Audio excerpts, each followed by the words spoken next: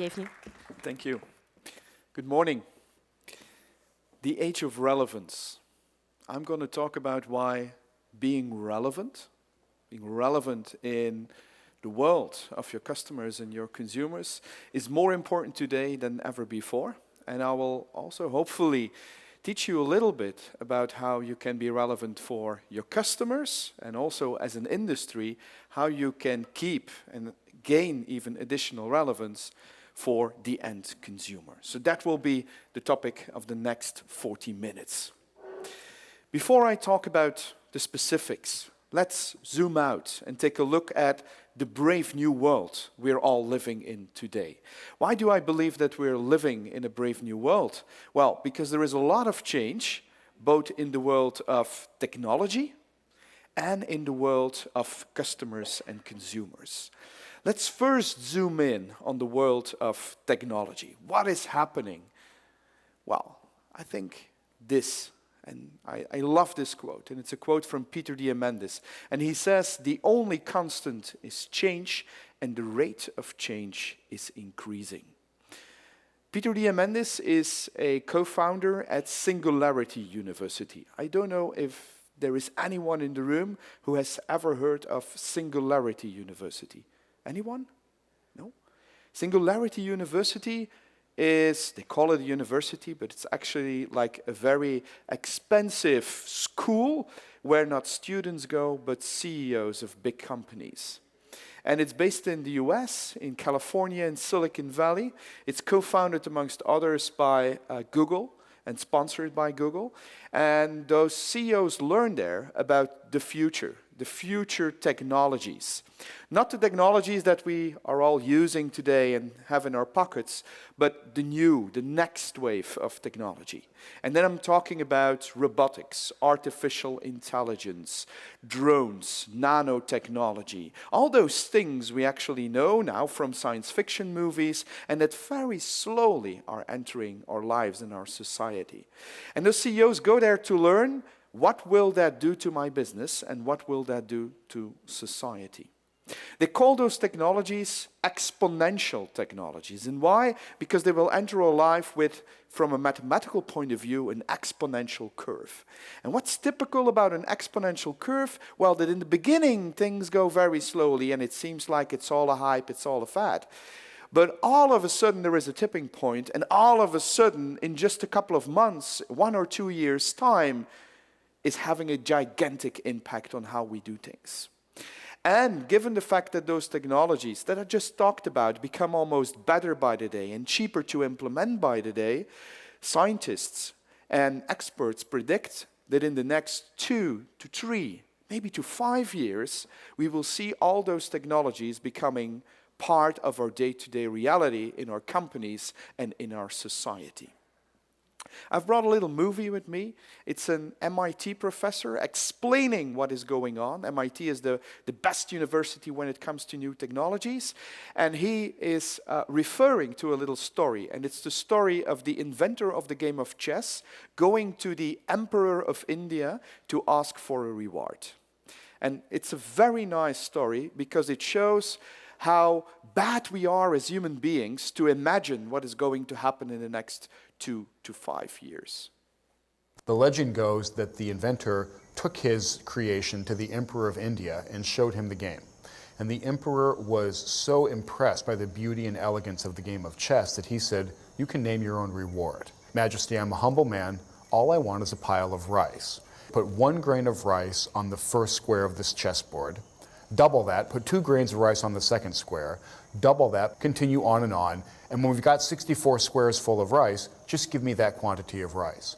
And the emperor says, "You really are a humble man. Make it so."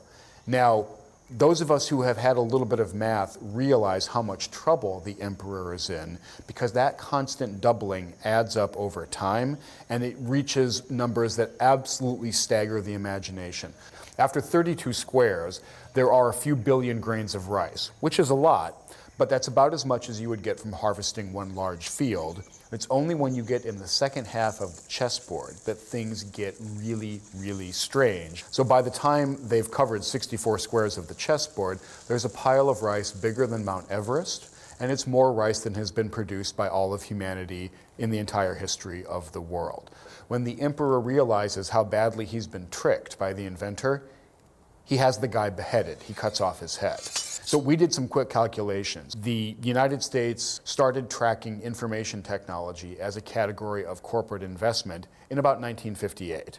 And if you take the normal doubling period of Moore's law as 18 months, you take 32 of those doubling periods and you add that to 1958, it turns out that we entered the second half of the chessboard when it comes to digital technology in about 2006. So since 2006, we've seen the explosion of social media. We've seen the arrival of smartphones and tablets. We've seen computers that can now drive cars. We've seen humanoid robots in factories.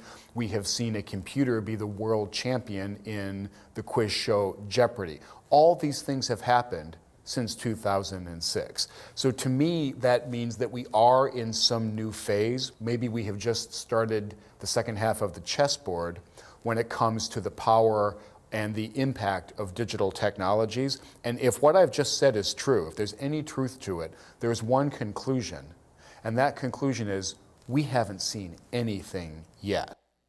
We haven't seen anything yet. And to me, that's the most important question of this little movie. For me, it's like you go for a run, and what you do before you start running is you do some stretching exercises. That's what we have done until now in terms of technology. The real exercise still needs to happen, still needs to come. And there are, for me, two issues. The first issue is that companies are really slow when it comes to change. Companies don't change in exponential ways. They change in linear ways, very gradually, very slowly.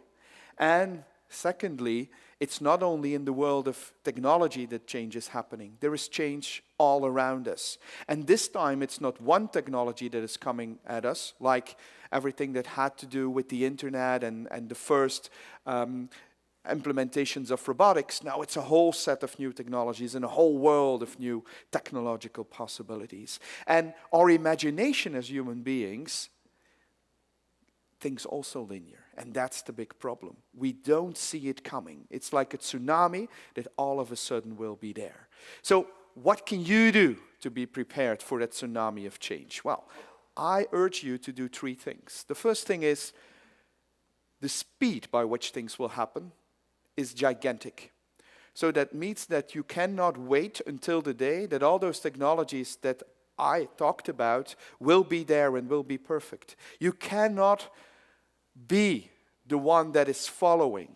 You need to be the one that is already now experimenting, thinking about what all those new technologies can do. Even if today it's not good enough to already implement in your business, you already need to think about what it can do in a couple of years from now to your business. And start thinking about it, start experimenting with it.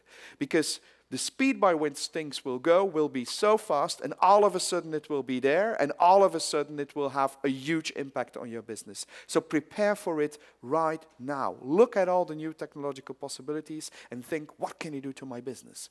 The second thing is automation, and that's the whole aspect of human-machine collaboration. Think more clearly about in your business, what will humans do, what will machines do? Not only in the factories, but also when it comes to the sales process. I was listening to the CEO discussion and panel before this session, and I've heard about, yes, we still believe that sales will be hugely driven by human beings. Yes, that's true. But there will be aspects that people will want information through digital channels. It will be not truly and fully digital versus fully human. It will be a combination of it. And parts of the process, people will want things digital. Other parts of the process, people want that human being talking to them. And see technology as an opportunity to have your salespeople, for example, be more salespeople and better salespeople. Because now salespeople are doing things that they don't like. Very repetitive, stupid tasks that probably can be done better through technology and artificial intelligence. So give them those tools, give them those opportunities. Let people find answers to questions, customers find answers to questions themselves online, so that salespeople have the time to really make the difference and do the human job even better. And last but not least, think about how all those new technologies can create new value propositions. I've read an article in preparation for this talk around blockchain and around how end consumers more and more start to expect that they understand where that wood that is, for example, on their floors is coming from. We have technologies to give people that knowledge, to give people that certainty that the wood that is on their floors is okay through blockchain technology. That's creating new value and new differentiating elements. So think about what will new technologies do to your business in the future? Today, experiment with it. Think about human-machine collaboration and relationship in your business, in production and in sales. And think about how all those new technologies maybe can give you competitive advantage. So that's the world of technology. We haven't seen anything yet. Then the world of customers. Not only your direct customers, but also the end consumer. What is changing in that world and what do they expect from you?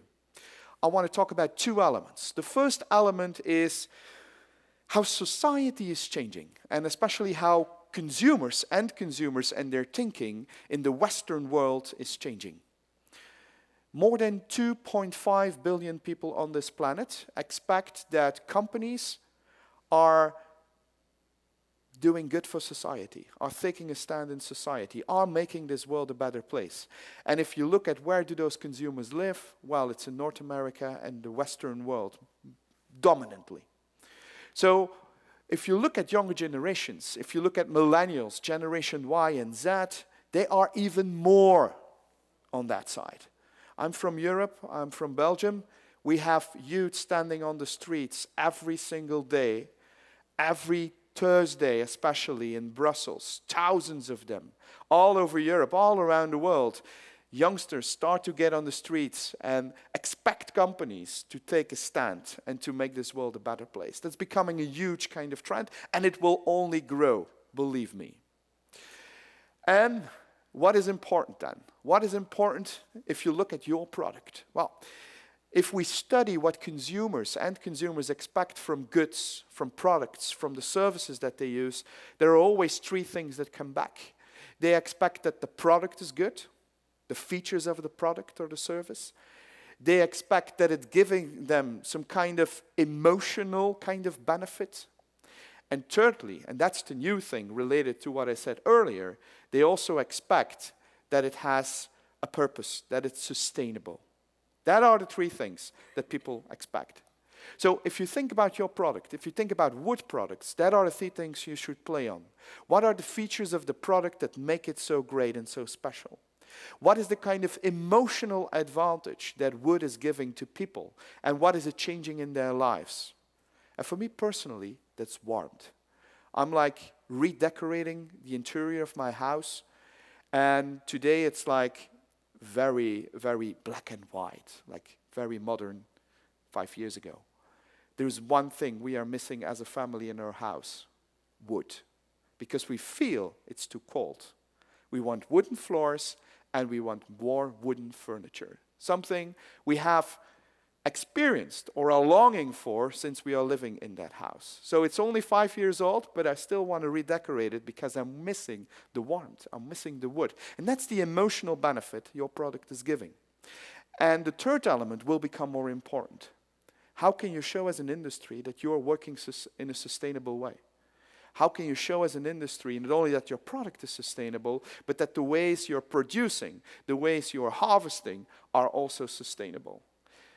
And think, for example, about blockchain technology, like I said earlier, so that you can prove to people what has happened to the wood, that they can exactly trace where that wood is coming from and how it was produced. And I'm sure that the producers and the manufacturers that can play on those three elements, not only the features of the product, but also the emotional kind of elements and the sustainable elements, that will be the winners of the future. Because why? Not because your customer will ask it, but their end consumer will ask for it, and they will push things towards you. That kind of taking a stand in society is becoming important. You can do that as an industry, you can do that as a brand. And I'm just going to give an example of a brand, MasterCard. you can think about how can they now do something special for consumers? What can be the kind of thing that they want to do for society to make this world a better place? After all, they are just about money transactions. Well, I will show you a little clip, and then I will explain to you how MasterCard is giving that kind of warm feeling, but also that kind of, we want to make the world a better place kind of element to its products. And then you will see that it's all about thinking out of the box and creativity. Most popular toy for toddler, $500. Most popular stuffed animal for toddler, $350. Most popular picture book for toddler, $60. Watching her play with a cardboard box instead, priceless. There are some things money can't buy. For everything else, there's MasterCard.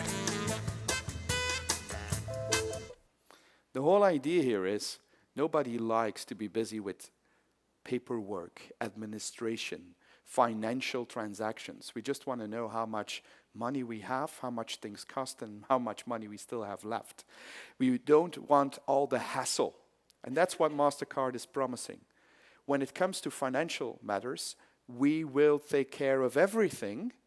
It will be hassle-free so that you can enjoy life to the fullest, so that you can have priceless moments with friends and family. It's that kind of promise, it's that kind of thing that you need to find out for your product, for wood. What is it that you're offering? What is the thing that will give people, both on a product level, but also on an emotional level and on a sustainability level, all those kind of benefits, all those kind of advantages? But it's making a big promise, of course, because who is a customer of MasterCard? I am. Okay. Next time you're calling them and you're 30 minutes on the line with their customer service, that's not a priceless moment. That's 30 minutes of your time wasted. So that means if you make that promise, you also need to live up to it. And if you look at what MasterCard is doing, they recently hired a chief customer experience officer, and he's reporting directly to the board. And his goal or his mission is to make this become a reality. That actually when you are a customer of MasterCard, they save you time that you can enjoy with friends, with family, that you can do the things you really love instead of being busy with financial matters. The second big expectation consumers have is that the experiences that they have are personalized, effortless, frictionless experiences, or me experiences. And this is not so important to the end consumer, because the previous trend was around the end consumer of your products. This is about your direct customers and how you are going to operate with them in a digital world. In a digital world, the world that we are all living in today, what we expect is that actually companies know better what we want than we know it ourselves. Or that you don't ask the questions that don't matter, that you might know through the data that you have about me. And I will give a couple of examples. The first example, simple one, just to illustrate what customers expect these days, is this one, the Push for Pizza app. It's from a pizza delivery company, and it's a very simple app because it only has one button. When you download the app, you need to tell the app a couple of things, or the company a couple of things. The first thing that they found out when doing research around how people order pizzas is that we order most of the time the same pizza. Recognizable? We all have our favorite one. Second thing is, in 9 out of 10 cases, we don't only order the same pizza, but the pizza also needs to get the same place. Our house, or our office, whatever, where we, most of the time, order pizza. We have like a lot of habits around ordering pizza. And the last element is that nobody likes the fact that the pizza boy is in the door and that you have to do all the kind of things with the money and the exchange and the change that he needs to give back and so on. And for the ladies in the room, and there are not so many ladies in the room, but for the ladies in the room, you will recognize the aspect that the pizza boy only looks so handsome and pretty in movies and not in reality. So there is also no need to connect a lot with him. So that are three things that they discovered in research. We order the same pizzas over and over again. They go to the same place, and we don't want to see the pizza boy. We don't want to have the hassle with the money. So the app is asking, what's your favorite pizza? Where do you normally eat pizza? And give me your credit card details. From that moment onwards, the only thing you need to do if you fancy a pizza is push that one button, and 30 minutes later, your pizza will arrive at your doorstep. So you never need to tell anything else anymore. The only thing, if you want a pizza, push the button. That's the kind of experience we expect these days. It's a simple example, but everything in our lives, we want those kind of experiences. Sometimes when I buy things online, I'm like, after 3 or 4 clicks, and after that same company asking me again where I live, I'm like, do I really want this product? I'm starting to think, do I really want to do this effort to get this product? The companies that get all my money are the companies that have an app on my phone and that make it super easy to buy something. Literally like push for pizza, give me this now. And they don't ask me my credit card details, they have them already. They don't ask me where I live. They even tell me what they think I will like. So now think about your industry. Probably you can do similar things. You can make the customer experience through digital technology better. You can do a lot of things that make that your customers will feel like you are making their lives easier. You are making the experience better. And now you might think, oh, my customers don't expect this. That's wrong. And Tom, you're talking a lot about how we as customers in our day-to-day life, in a B2C context, are acting. But we are B2B, that's different in a business-to-business environment. No, it isn't. We call that liquid expectations. What we see in one industry, we expect it from another industry too. What we expect in our life as a consumer, we expect it in our life as a B2B customer too. Accenture has called that liquid expectations. And again, I will give an example of my personal life. I'm traveling a lot. What happens when you travel a lot is that credit card companies dare to block your credit card. Not a human being, but they're smart algorithms that are not so smart yet. Because what happens when you buy a product, or 3 products, in 3 different places on this planet in 36 hours, for example, you buy something in Sydney, you buy something in Singapore, and then you buy something in Tokyo, computer says no, impossible.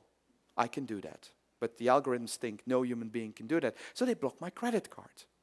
I was in a taxi in Tokyo when that happened, with a taxi driver who was very friendly, but who didn't understand a word of English, and my Japanese is not so good. He was very friendly until the moment I discovered that my credit card was blocked. He became a little bit more angry at me. So after a while, I called the hotel. They found somebody who could speak English, and they paid for me, so I was freed from the taxi that I was stuck in for more than 20 minutes. But I come in my hotel room, I call the credit card company, and I ask them, when will I have a new credit card? Because they need to issue me a new credit card. What do you think their answer was? When will I have a new credit card? Next week. They say in 5 work days from now. That's a very gentle way to say 7 days. And then I asked, where will you send it to? What do you think? At home. That would be handy. They send it to the local branch of my bank that is open every weekday from 10 in the morning to 4 in the afternoon. That's the hours that I'm available. So it will take me at least 2 weeks before I have my credit card. Now think about liquid expectations. Liquid expectations says that if Amazon.com can give me everything I want within 24 hours, wherever I am in the world, I expect from my credit card company to do the same. To deliver my credit card the next day in Tokyo. And of course, if you say that to a room full of bankers and financial people, they say, oh, there are all kinds of ways why it's not possible. As a consumer, we don't care. And that's me in a B2C context, but I'm starting to be the same in a B2B context too.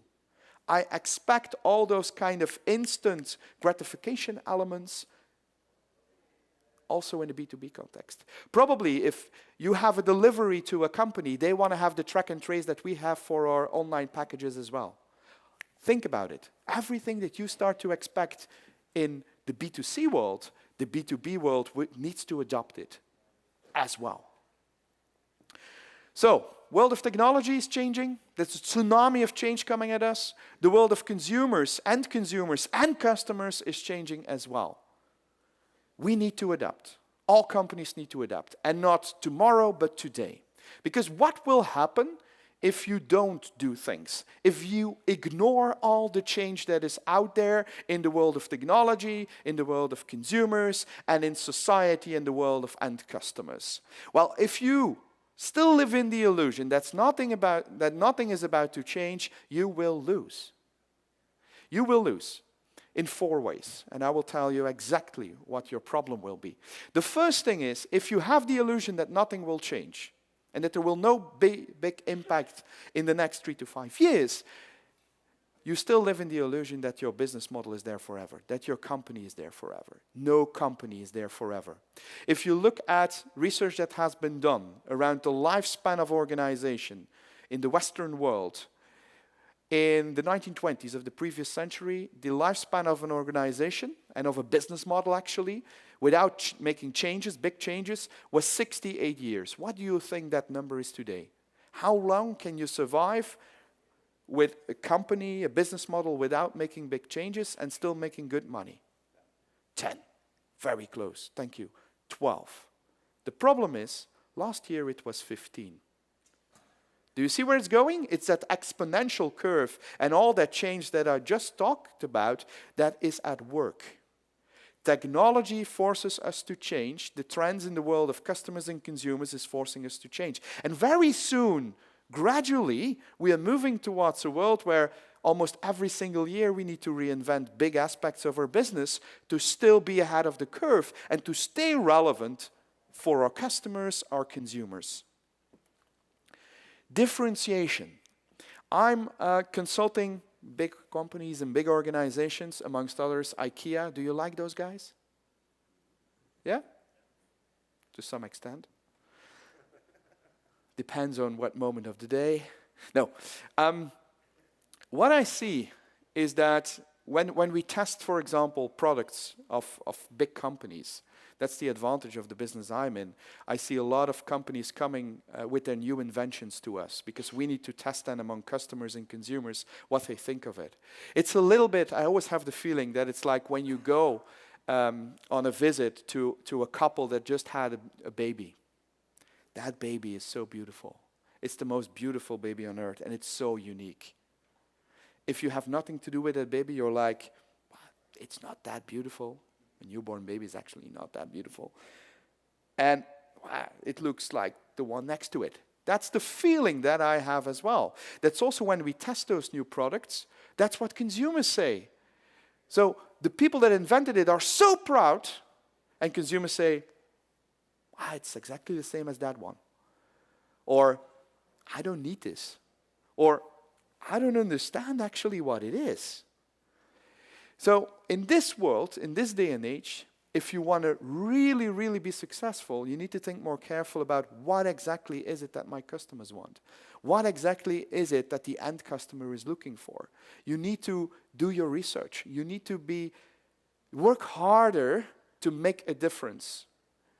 And you can only make that difference. You can only be relevant today if you understand to a very good extent what it is that your customers are after, what it is that the end consumer is after. You need to think with them. How can you help your customer to be successful and to do great business? What is it that they are looking for from you? How can you make the difference compared to your competitor? What is it that they produce for their end consumer, and how can you do something that will be of value at the end of the day to that end consumer of your customers? You need to think about that. But that means that you need to understand your customer very well, your consumer very well. When you communicate, when you do communication towards your customers, also in the B2B world, do you really think that people still look at advertisements? I'm away like half of my time. And when I enter the office, there is a big pile of paper there. All kinds of B2B companies that try to get my attention. It literally takes me 2 minutes to say, not. Oh, a card from a colleague who is having a wedding. Yes, not. I don't even look at it. I don't even read it. I'm like, where do all those trees go? It's like, I'm not looking at it.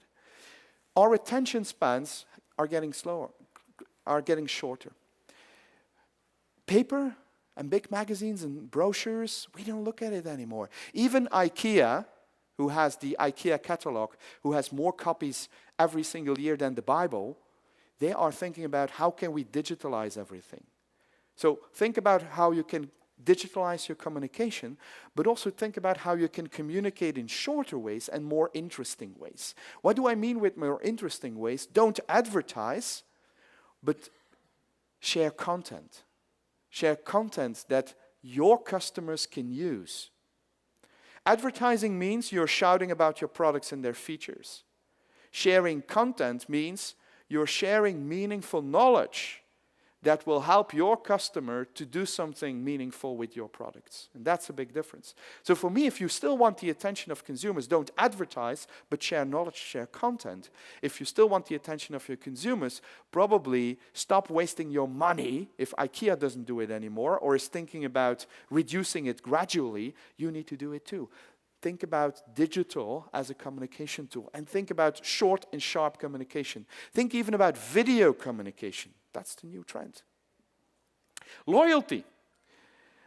I heard in the CEO panel, it's a people's business and it's about relationships. That's good. That's true. And the good thing about relationships is that they normally last longer than the relationships these brands have with their customers. But what we see in all industries, both in B2B and B2C, is that consumers are less loyal. Also in B2C, also in heavy people-to-people businesses. I'm also in a people business. I'm in the world of consulting.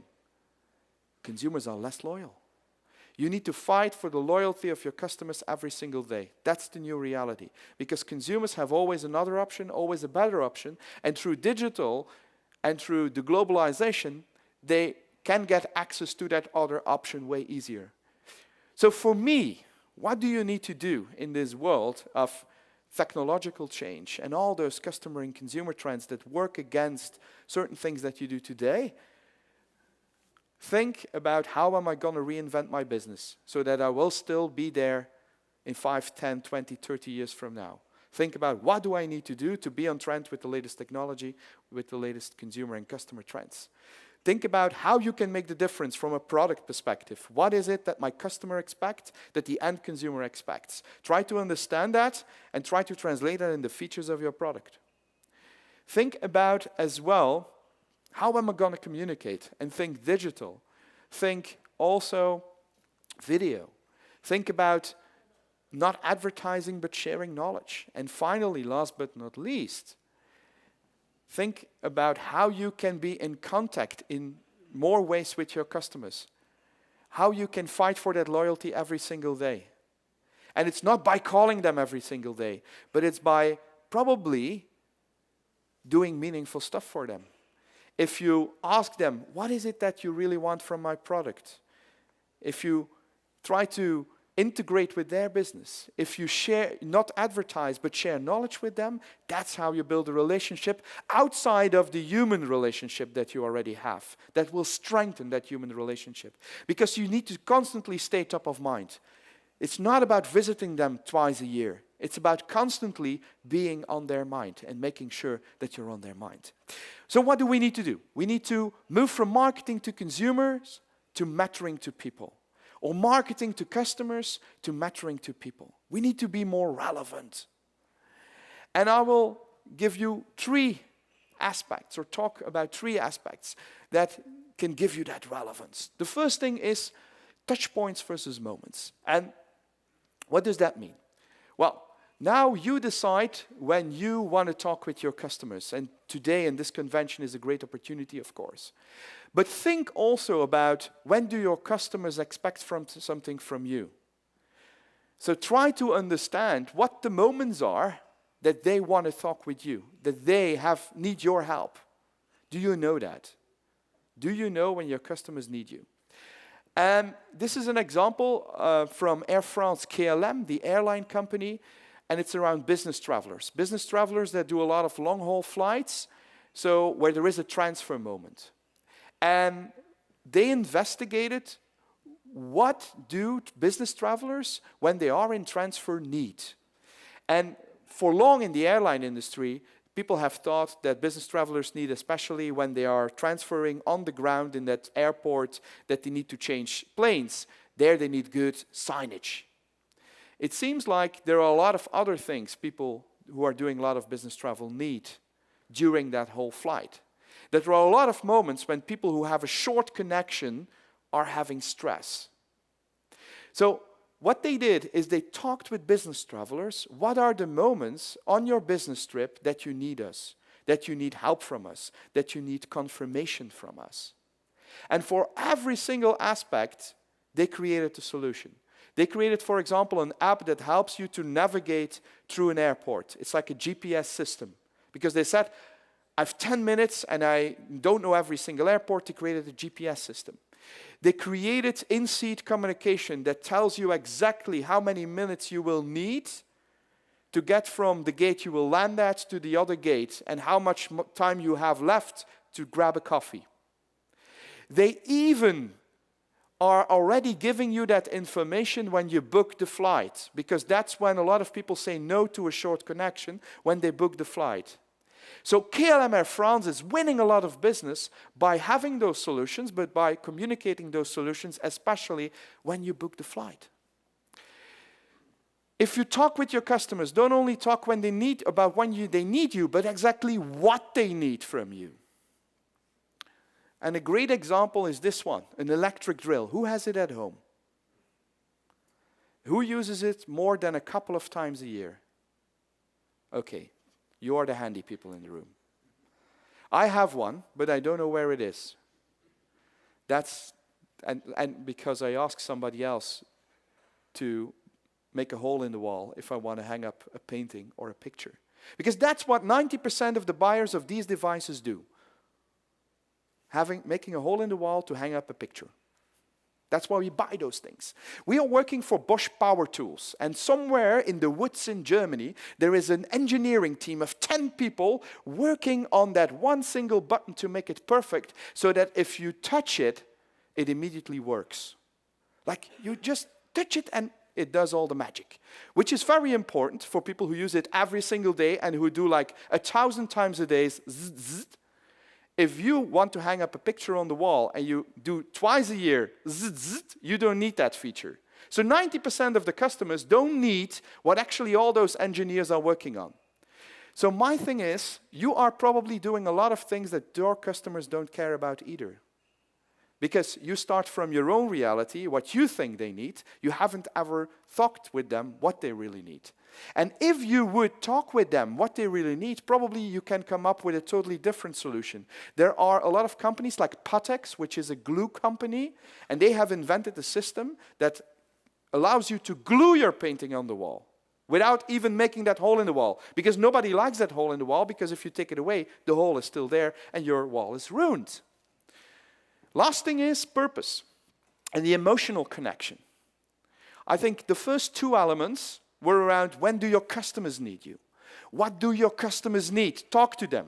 Ask it to them. This is around how are you going to create an emotional connection with the end consumer? What's the role of wood in people's lives? And I want to refer here to my personal story. It's all about the emotional aspect that wood plays in people's life. It's giving warmth, it's giving a natural feeling to your house, and it's a sustainable product that probably can be there for generations if it's created well. That goes beyond all the things that the product can do, the product and its features. And I will tell you one thing. The reason why we don't have wood on our floors is because I have 4 kids. We have 4 kids. And I travel a lot. There is no correlation. When I'm at home, I'm really there for my kids. And it costs a lot of money on vacations, because that's what you do, both with my kids and with my wife, being away so much from home. But the reason why we don't have wood on the floor is because we thought, well, with the kids, they will ruin that floor. Now I've learned that that's not true. That probably what I have now on my floor will be ruined way sooner than the wood. But that's the misperception I had as a consumer. And there are a lot of misperceptions, I think, around wood. So as an industry, you probably need to work on that. Communicate better what the features of your product are. Communicate better that emotional benefit of your product. And also think in society what your story is going to be in a world where there are every single day almost now protests on the street of youngsters asking you, us, all of us, to take action. So that's very important. So I would urge you, and that's my last slide, I would urge you as a 4th element in my talk to go and talk with your customers and to try to understand what today's end consumer wants, because that's where it all starts. If you want to be relevant, you need to be able to understand what is the end consumer looking for, what are your customers looking for, what are the features on a functional, emotional, and societal level we're going to give to a product? What are the moments that your customers need you? How can you use technology for that? And what are the solutions that your customers expect from you? And you can only do that if you talk to both groups. Talk to them. And today is a fantastic opportunity. And also take an eye and keep a close look at the world of technology. Because of a lot of the things that consumers and customers will ask, not all of them, but a lot of them will have a technology component. And just if you want to be efficient and effective as a business, you will need to use technology in your production. And your sales force can become a better sales force if they use technology, because they can then focus on the human aspect. Technology will help them. Thank you very much. Have a great day, and all the best of luck with your fantastic product, which is wood. Thank you.